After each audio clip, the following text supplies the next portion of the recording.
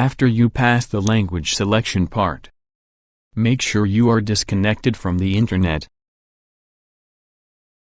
Press Shift plus F10 while you are on the internet connection screen to open the command prompt.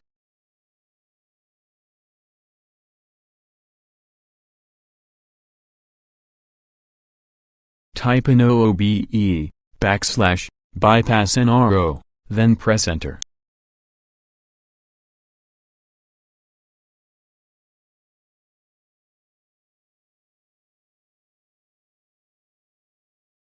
This will get you back to the language select screen again. But this time you will be able to set your username and proceed with the Windows 11 installation without the need of an internet connection.